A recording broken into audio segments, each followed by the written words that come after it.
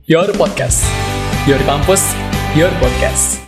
Welcome to Your Podcast. Your Podcast merupakan program bincang-bincang santai yang edukatif, inspiratif, dan informatif. Your Podcast memiliki komitmen untuk mengekspos kehebatan mahasiswa-mahasiswa IPB untuk diketahui dunia luar. Bersama gue Aris, dan sekarang gue kedatangan tamu nih, teman gue. Dia punya title yang menarik nih teman-teman. Dia merupakan mahasiswa terinspiratif IPB. Aduh. Kita langsung aja sapa orangnya, Kresna Bayu Adelta. Halo, Selamat datang. Gimana? Grogi gini sama senior, ketemu senior. Kita beda setahun doang. Kresna, gimana kabarnya? Alhamdulillah masih baik-baik saja walaupun di tengah kondisi seperti ini. Ya masih fine lah.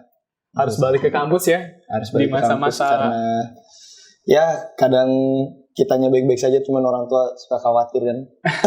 Jauh dari rumah ya? Jauh dari rumah. Jadi tahu. Harus nyari-nyari alasan supaya tetap bisa di Bener. Kesibukan lu emang apa nih sekarang nih? Sama fokus lu, kenapa harus balik sekarang gitu ke kampus? Kalau kesibukan ya karena tingkat akhir ya, jadi kita biasa di tingkat akhir, jadi harus nyelesain skripsi karena sebenarnya ada kayak beginian nih, skripsi tidak boleh berhenti kan. Harus ke sini. Jadi sehari juga lagi di BEM, di BMKM ya, dulu kan senior juga di BMKM. Jadi tetap harus disampaikan. Jadi ya ke sini masih itu aja sih aktivitas. Di BMKM itu jadi Menteri Koordinator Pengembangan Potensi Mahasiswa dan Media, panjang banget lah. Pengembangan Potensi Mahasiswa dan Media. Intinya kalau di rektorat kayak kemahasiswaan lah, yang ke mahasiswa gitu. Mahasiswa. Soalnya kalau gue sih dengarnya Papa Mama. Ya, Papa Mama. Jadi kalau di BMKM itu yang ada 3 kemenkoan kan, ada PPMM, ada Pelaminan, ada Sospol. Jadi kalau Banyuwangi itu, kalau PPMM itu Papa Mama. Kan keluarga gitu. Nah yang satu lagi Pelaminan. Jadi emang itu bukan Banyuwangi. Vibes-nya itu kan pernikahan gitu ya supaya harmonis. jadi ininya Papa Mama makanya. Karena ngikut yang satunya kan Pelaminan gitu. Okay. Biar ada inilah. Ada sebutan uniknya. Iya, biar ya kalau misalnya kenalan sama orang ini dari mana, dari Papa Mama gitu. Kayak humanis lah. Bisa aja brandingnya ya. Lagi corona kayak gini harus cari branding yang menarik. Harus inilah. Kemarin baru aja kampus kita, lu tau lah ya, jadi peringkat 1. Kampus terbaik. Ada lagunya kan? Gimana tuh? Kampus terbaik. Itu lagunya sebelum kita peringkat kan? Tahun kemarin tuh buatnya. Jadi kenyataan. Tapi jadi kenyataan. Keren banget sih Pak Arif emang. Emang kalau lu sebagai mahasiswa tahu kabar IPB jadi kampus terbaik itu yang lu rasain ini mengapa sih sebenarnya? Jujur.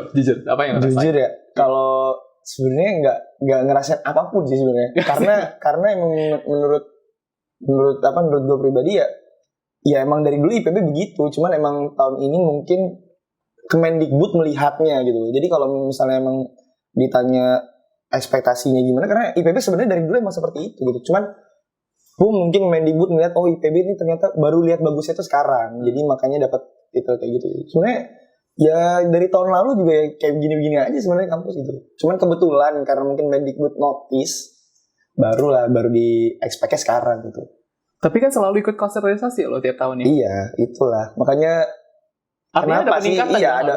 Tapi sebenarnya kalau mau jujur-jujuran ya IPB dari dulu emang udah bagus gitu. Jadi kebetulan aja mungkin Mendikbud baru notisnya sekarang gitu. Harusnya kalau gue jadi mahasiswa harusnya kampus terbaik itu titelnya dari dulu. Harusnya dari dulu.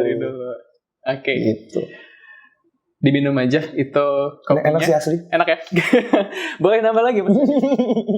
Ada ya? Boleh nambah lagi. Kresna, gue sempat tahu nih kalau misalnya lu ini adalah ketua BEM terbaik di tahun 2018 dan 2019. Gue yang ini ya. Ini menarik nih, gue pengen tahu nih. Lu perjalanan lu di kampus ketika masuk kampus.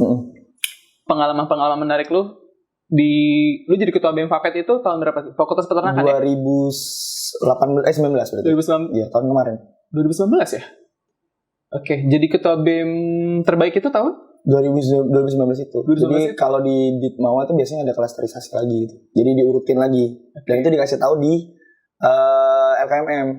Oh iya. Jadi RKMM tahun depannya itu diumumin lagi gitu. Di setiap LKMM itu Setiap ada LKMM. Jadi ada pemeringkatan. pemeringkatan Jadi ketua BEM yang terbaik. ya, jadi sebenarnya itu tuh diksinya bukan ketua BEM terbaik, tapi ketua Yeah. BEM terbaik. Tahu gak sih? Bukan bacanya itu bukan ketua BEM terbaik, tapi ketua BEM terbaik. Oh, bukan BEM-nya. Bukan. Jadi bukan personal, personal. Tahu bilang. Okay. Jadi mungkin tuh orang itu kadang tuh mikirnya ketua BEM terbaik itu maksudnya ketua BEM terbaik. Tapi sebenarnya itu ketua BEM terbaik. BEM terbaik? Iya, tahu gak sih? Loh, jadi BEM terbaiknya? BEM terbaiknya, ya kebetulan gue waktu itu ketuanya gitu. Okay. Tahu gak sih? Iya. Jadi ya gue sebenarnya nggak menasbihkan diri kalau karena gue ketuanya BEM-nya jadi bagus. Tapi itu as a team gitu. Makanya sebenarnya itu tuh sebenarnya karena lu bacanya aja salah itu. Lah, ketua BEM terbaik. BEM-nya karena BEM-nya, nah kebetulan gue jadi ketuanya. Jadi dinilai BEM-nya apa ketuanya? Sebenarnya BEM-nya sih, dia BEM-nya. Ya kan gue, tapi kondisi waktu itu gue yang mimpin. Ntar dulu, jadi BEM-nya yang terbaik. Iya, BEM-nya yang terbaik. Gitu. Bukan ketuanya. Bukan ketuanya, gimana ya? Ya bisa dibilang kebetulan ke BEM-nya itu dapat nominasi yang terbaik. Oke. Gua ketuanya. Bener dong, gua nulisnya ketua BEM. Iya, ketua BEM terbaik ketua gitu. BEM terbaik. Cuman orang kadang bacanya ketua BEM, terus ada titel terbaiknya.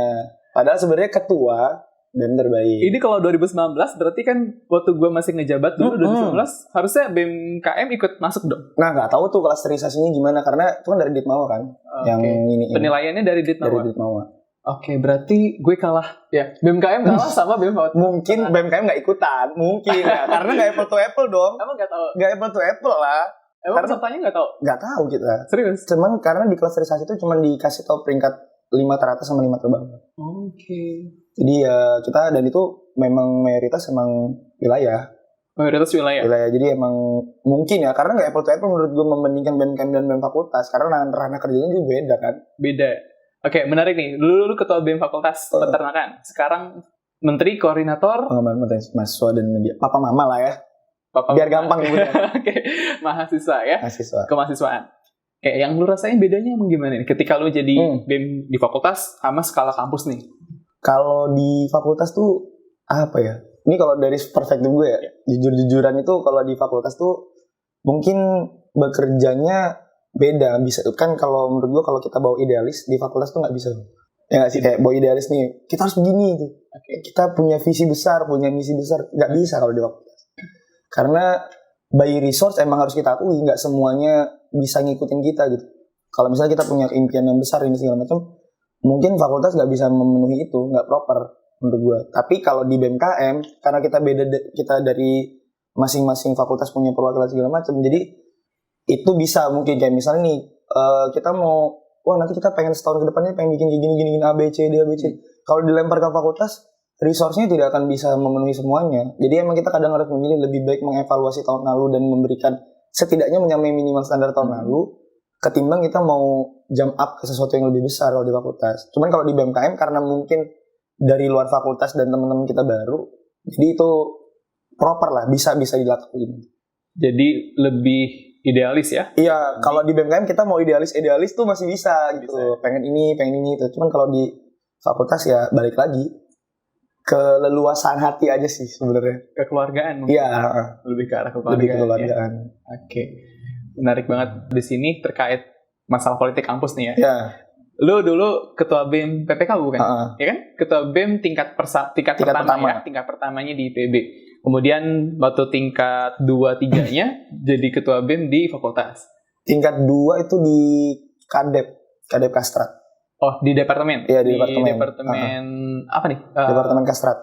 Sorry. Di BEM. Oh, di BEM? Di BEM tapi dia Kadep. Dan itu waktu itu kondisinya gue satu-satunya Kadep yang tingkat 2. Jadi dulu tuh belum tren bang. Ibaratnya tingkat 2 jadi Kadep itu belum tren.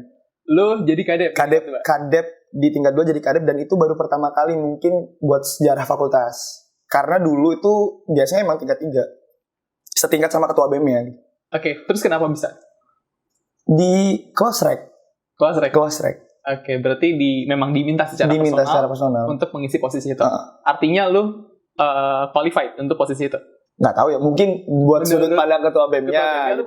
Ya, padahal gue dulu ibaratnya ya mungkin belum Bahkan gue bisa dibilang ngerasa belum maksimal sih dulu di jabatan itu, karena mungkin posisinya juga baru belajar kan. Baru belajar, tapi udah langsung jadi ketua ya? Ya, nyoba gitu. Artinya punya sesuatu kayak ya, gitu. Mungkin ada orang lain yang lihat itu sih. Nah, gue penasaran kenapa tingkat akhir nggak nyalon presiden mahasiswa? Aduh, kenapa?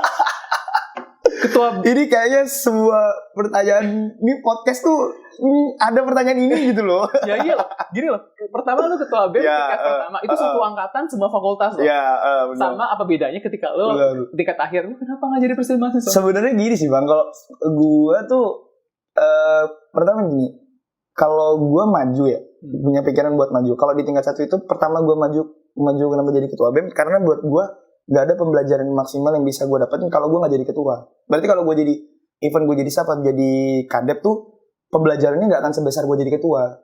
Kayak gue waktu itu ngambil ketua. Terus tingkat 2, kenapa gue akhirnya mau untuk jadi kadep? Karena gue punya proyeksi buat jadi ketua BEM di tahun depan. Jadi ibaratnya mempelajari dulu. Karena waktu itu gue ikut pemira juga. Ikut pemira juga. Dan waktu itu gue kenapa nyalonnya cuma jadi wakil, karena ibaratnya gue cuma pengen tahu ini gimana sih pemira di fakultas itu gimana. Itu udah gue siapin. Udah belajar gimana caranya. Makanya pas di tingkat 3 akhirnya gue mutusin buat maju. Itu nggak menang ya? Itu emang sengaja memang gak cari menang, jadi emang cuman bertujuan buat belajar gitu. Makanya gue nempel ke calon yang emang gak kuat. Dia ngajak nih, jadi sengaja ya? Iya memang ya udah gitu. Oke Bang, tapi jangan berharap buat menang, karena gue gak akan effort di tahun ini, gue effortnya di tahun depan. Nah itu gue pelajari tuh di situ, gimana cara ngambil suara, gimana cara kampanye, itu gue belajar di tingkat 2. Lu sampaikan kalau memang lu gak berniat menang? Iya, ke ketuanya. Itu gue sampein, dia ketuanya ya udah. Sebenarnya itu karena ibaratnya ya kita fair-fairan aja ketika dia ngajak kan, daripada dia punya ekspektasi buat menang kan gitu. Pelajari di tingkat 3 karena udah proper, yaitu gue akhirnya bisa menang 80%, 20%. 80-20? 80-20. Oh itu which is tuh sejarah fakultas tuh gak pernah setinggi itu gitu. Jadi menang 80-20 dan akhirnya karena gue ngerasa udah cukup nih di kader. Dan kalau di tingkat akhir kenapa nggak mau maju ya tadi, karena gue ngerasa nggak dapet Y-nya. Takutnya nih karena sebenarnya gue malah nggak mau di BEM sama sekali Bang. Awalnya. Jadi cuman ya udah join karena gue ngerasa cukup, dan waktu itu adalah sedikit beberapa orang yang nge-trigger kalau gue tuh dianggapnya menutupi potensi teman-teman yang lain. Karena di IPB kan gitu ya, lu lagi sistemnya. Nah takutnya itu ternyata ada orang-orang yang di luar sana itu beranggapan kalau oh ini kalau misalnya Presma dia lagi yang maju tuh kayak nggak, seakan-akan tuh IPB kayak nggak punya orang lain gitu. Akhirnya ya udah gue terus ditambah juga banyak beberapa capaian-capaian gue emang belum didapat waktu di kemarin-kemarin gitu. Kayak event gue mau lomba, gue belum sampai target gue gitu Bang. Nah jadi ya udah daripada gue nyalon Presma cuman karena ego dan ngikutin kemauan publik yang teman-teman gue pengen segala macam, ya buat gue tetap bisa kalau mau ngomongin manfaat di BEM. Untuk manfaat di BEM gak harus jadi Presma menurut. Nah ini jadi Menko pun karena diminta, kondisinya emang karena ya ibaratnya kemarin udah bantuin temen gue buat menang, terus masa gue pergi gitu kan, ya secara etika pertemanan itu kan gak etis lah gitu. Ya udah. Pertanyaannya ketika lu nggak nyalon jadi presiden mahasiswa karena ada banyak targetan yang pengen lu kerja tadi kan. Sekarang ketika sekarang lu diminta untuk mengisi posisi sebagai menteri koordinator. Menteri koordinator itu di bawah Presma langsung. Kemudian membawahi menteri-menteri yang lain. Menteri PSDM, Menteri Kementerian Pendidikan ya? Iya, akademi dan prestasi. Kemudian ada olahraga, seni. Ya itu proker gede-gede BMKM lah. Itu kementerian yang eventnya besar-besar dan itu sulit-sulit untuk kita laksanain ya? Iya, benar. Dan lu mengepala itu semua? Iya.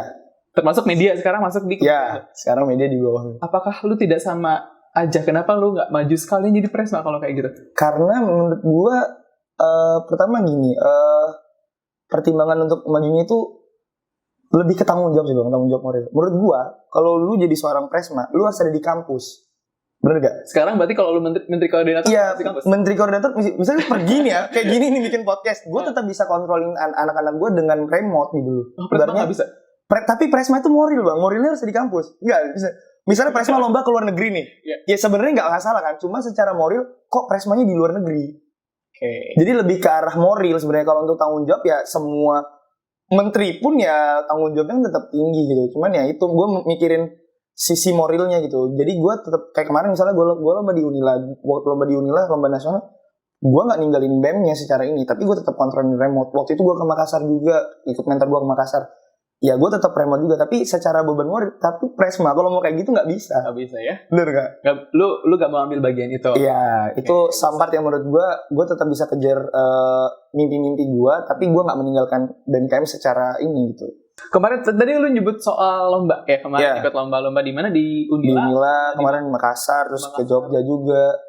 Sekarang kemarin yang terakhir banget tuh minggu kemarin tuh abis lomba dari Mendikbud sama Kominfo, ada namanya LIDM.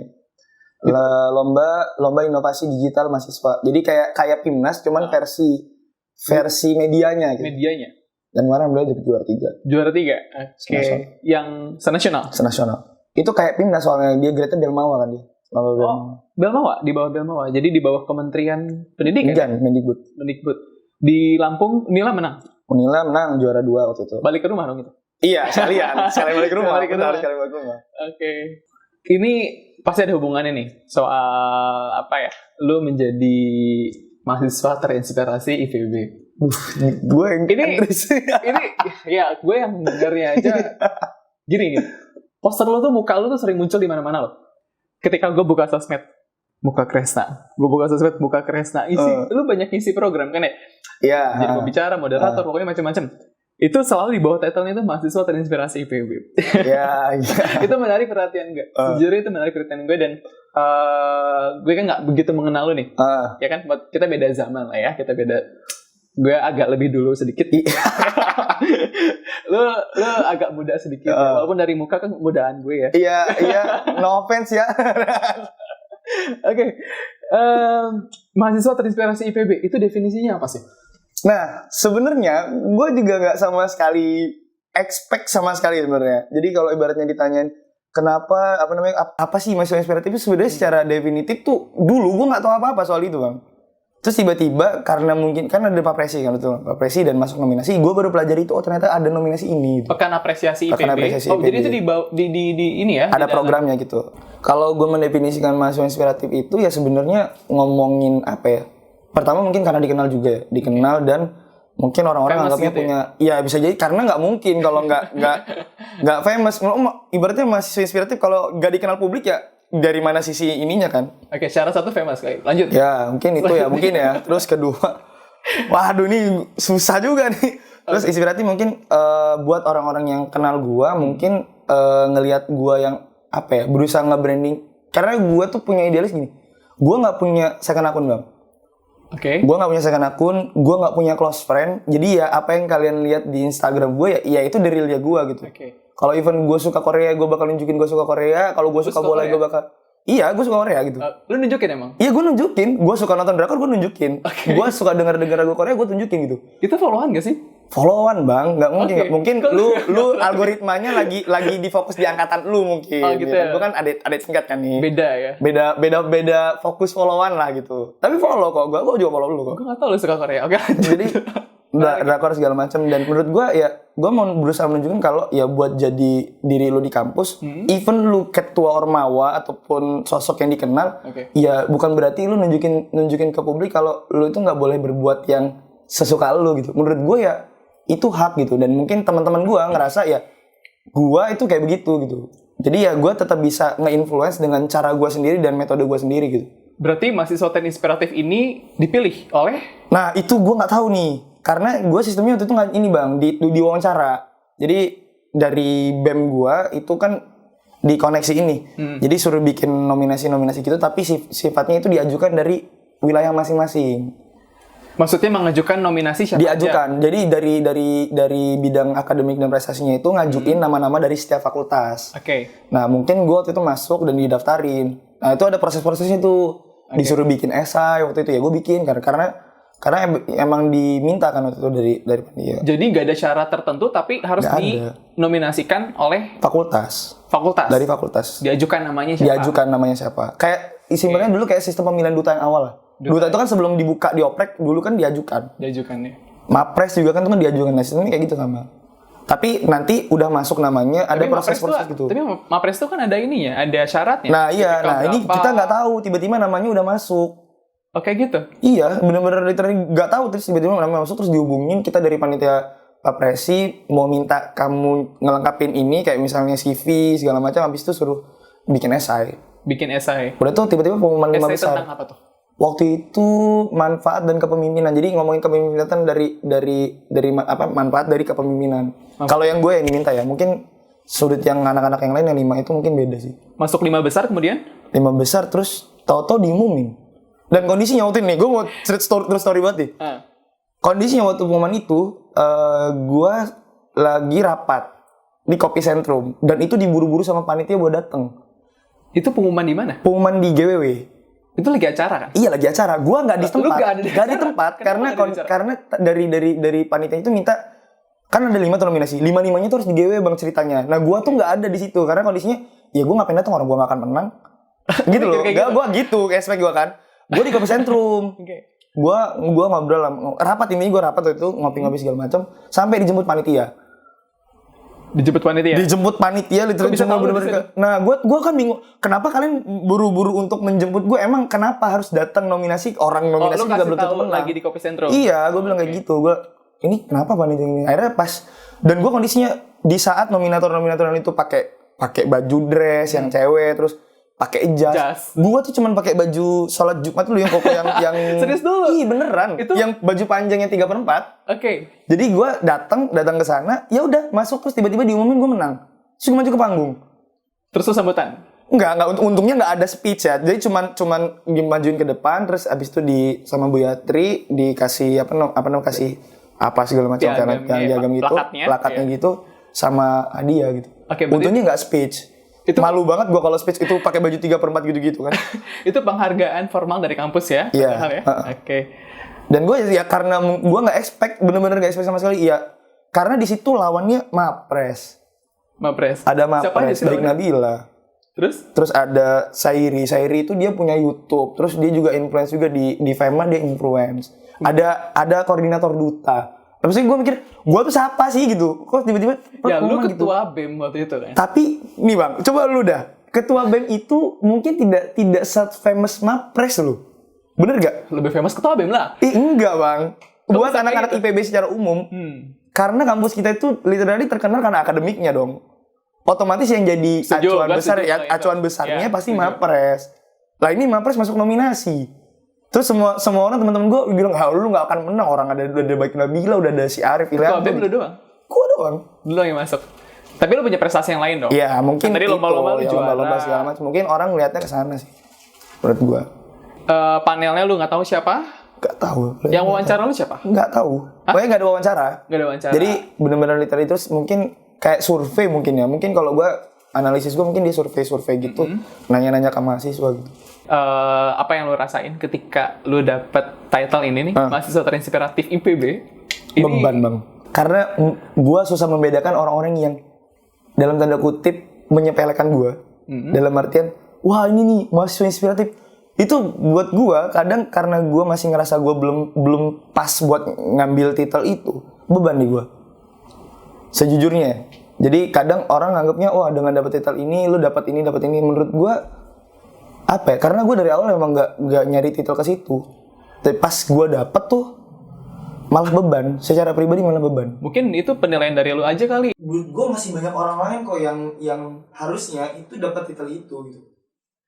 Tapi akhirnya yang dipilih adalah itu makanya artinya beban. Lu lebih pantas dong dibanding orang lain pada saat itu. Menurut panelis mungkin ya. Iya kan, menurut panelis kan. Mereka pasti punya kriteria. Iya, ini kan title yang tahunan ada ya. Yang tahunan ada, kemudian di tahun 2019 itu ya berarti sepanjang tahun itu ya lu yang terinspiratif, Bro. Artinya lu harus merasa bangga dong dengan title itu. Kalau bangga sih bangga sebenarnya. Cuman ya beban, lebih tepatnya malah ke bawah beban sebenarnya. Lu harus menunjukkan kalau lu tuh beneran inspiratif. Iya, jadi gitu ya? ibaratnya tuh gini, meleset sedikit nih gue misalnya bikin apa gitu.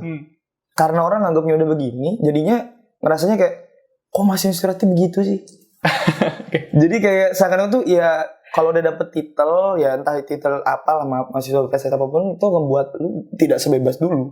Akhirnya outputnya ketika lu pikir itu beban, jadinya lu sekarang harus terus berkarya mikirnya. Iya. Lu harus bikin apa? Dan gue jadinya berkarya tidak sesuai kemauan gue. Tapi harus berkarya. Iya. Bukan dari diri gue yang emang misalnya gue pengen buat ini, jadi kepaksa jadinya buat ngelakuin sesuatu itu karena kalau gue melenceng sedikit, titel ini jadi bahaya buat gue. Oke, jadi tuntutan title lu, Tuntutan. kalau lu harus berkarya di situ. Jadinya jadi ngebuat gue tuh berkarya harus terus-terusan berkarya.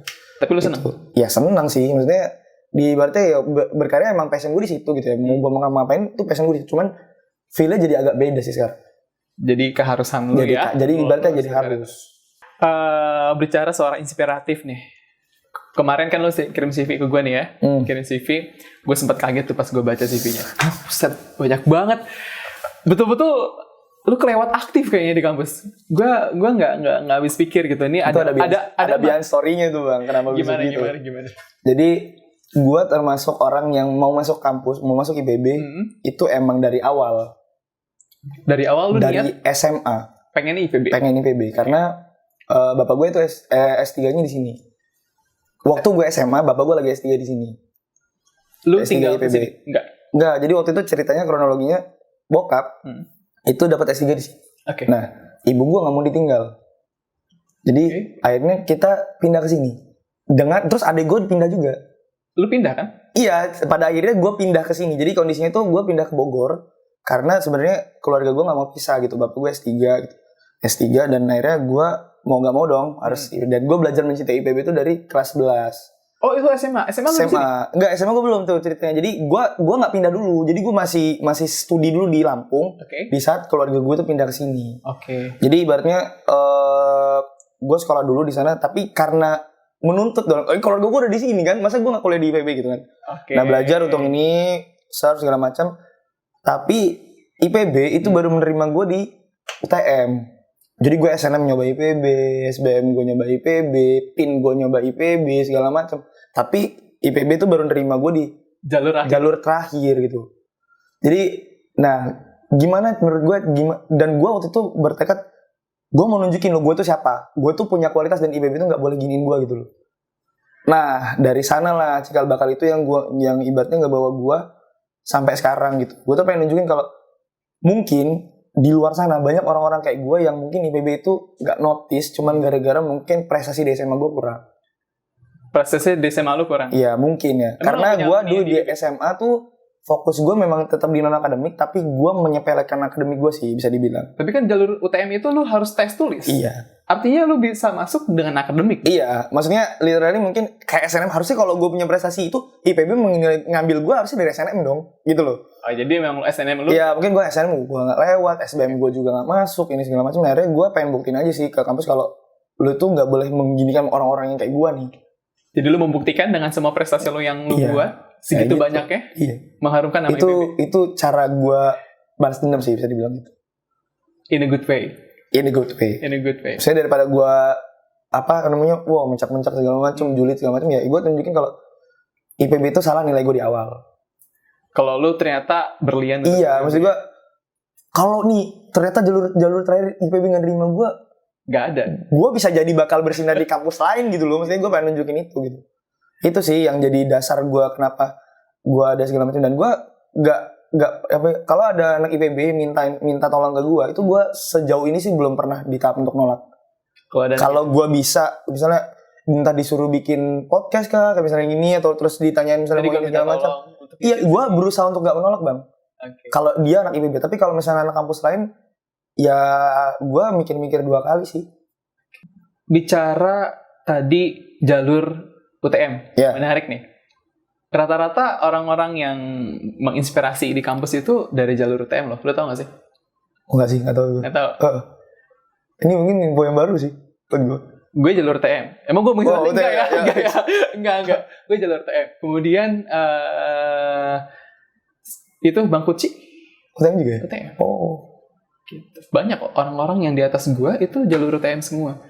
IPB itu kenapa gak nerima kita dari awal gitu loh? Bener banget. Padahal kan apalagi orang-orang yang tadi gue sebutin, yang ada lagi beberapa orang, itu tuh berkarya untuk kampus banyak banget loh. Iya kan. Gitu. Padahal jalur masuknya UTM. Nah mereka ditolak dari awal. SNM ditolak, SBMPTN ditolak, kemudian diterimain di jalur akhir. Tapi memang pantas sih kalau menurut gue, karena nama jalurnya apa? Ujian talenta masuk IPB. Jadi cuma orang-orang yang bertalenta yang masuk IPB. Siap. Jadi dari awalnya memang lu bertalenta, Kres.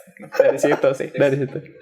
Kres, nah Terakhir gue mau nanya nih soal apa yang orang banyak nggak tahu tentang lu selain yang tadi lu sebutin. Apa ya?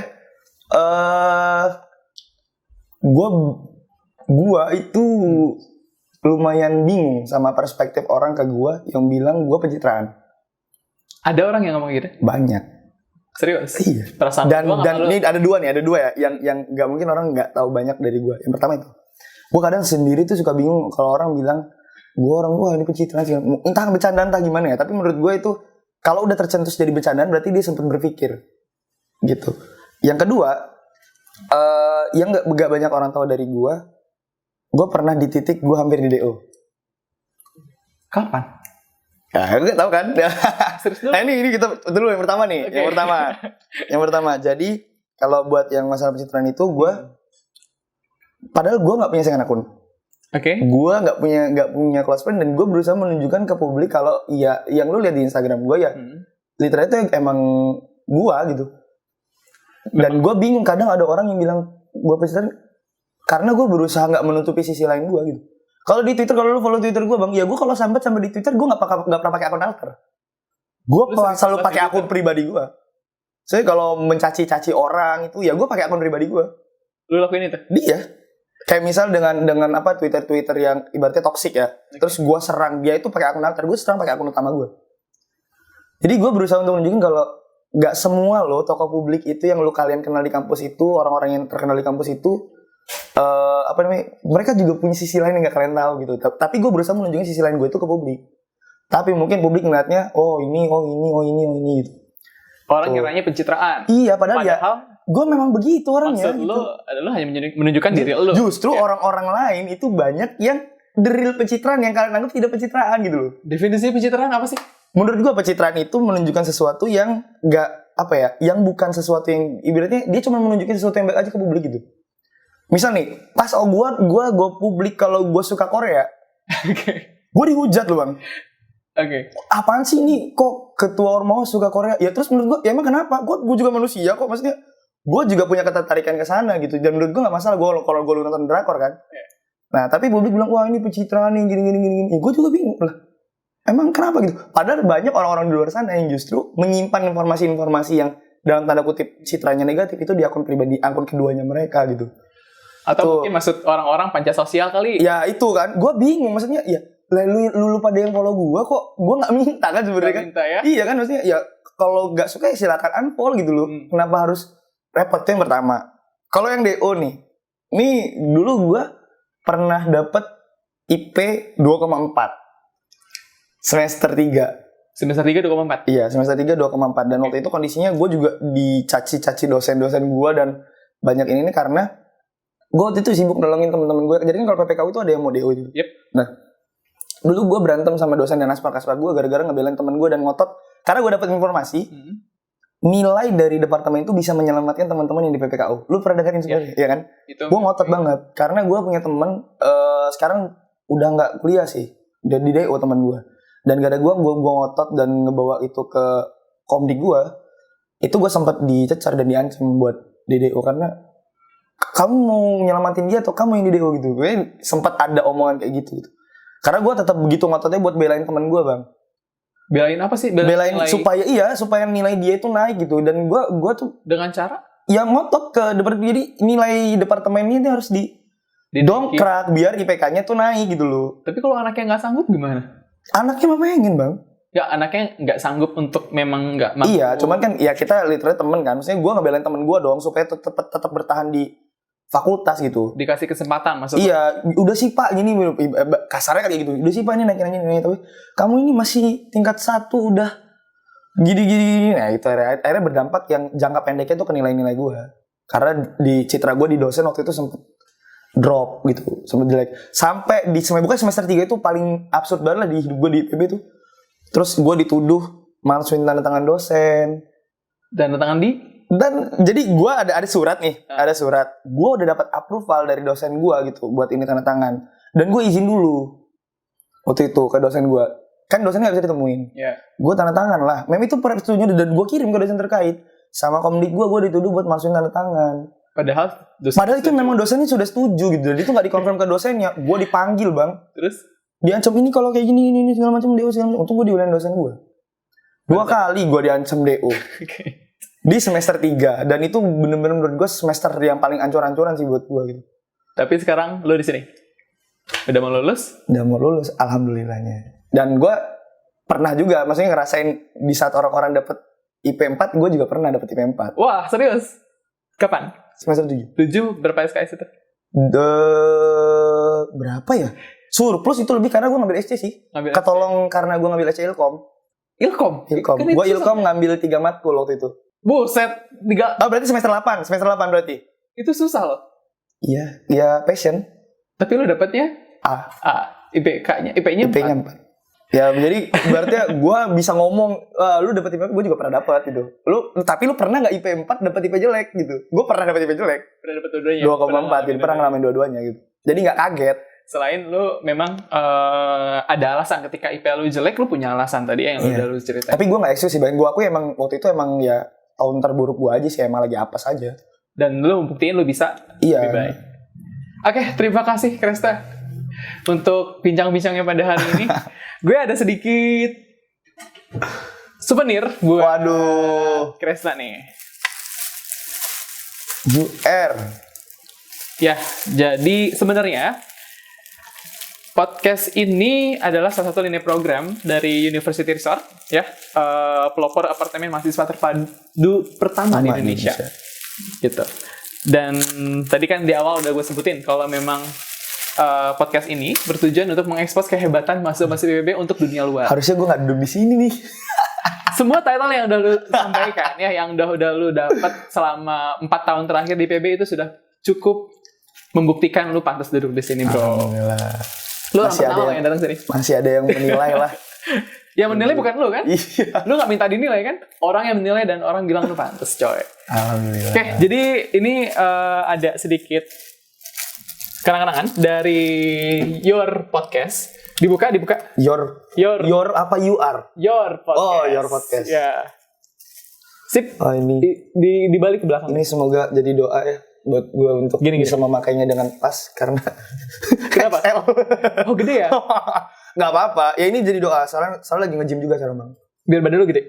Oke, jadi ini moto kita dari You Resort, Live, Study, Play, Succeed, sama Repeat. Jadi diulangin You Resort itu siap untuk menjadi saksi mahasiswa untuk hidup di sini, belajar, bermain, sukses. Dari generasi ke generasi. Repeat. Kayak gitu. Best lah nih. Oke, terima kasih You Resort. Thank you You Resort.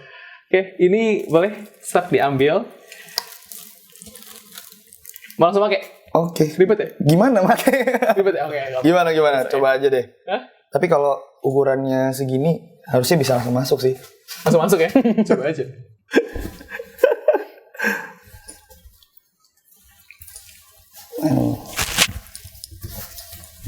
Soalnya jaket BEM gue juga XL. Ambilnya XL? Sengaja biar karena gede. Biar memotivasi untuk besar badannya. Jadinya jaketnya yang lu pakai di masa depan dong, itu judulnya. Iya, mudah-mudahan. Kalau masih ada umur. Kita harus selamat dari pandemi. Itulah. Nggak boleh nggak selamat. Oke, sekali lagi terima kasih Kresta udah mau hadir di sini, udah mau hadir di studio kita pada hari ini. Mudah-mudahan kisah lu semuanya menjadi inspirasi untuk semua orang. Terima kasih sudah nonton sampai habis. Nantikan episode-episode selanjutnya. Dengan gue Aris, pamit undur diri. Your Podcast. Your Campus, Your Podcast.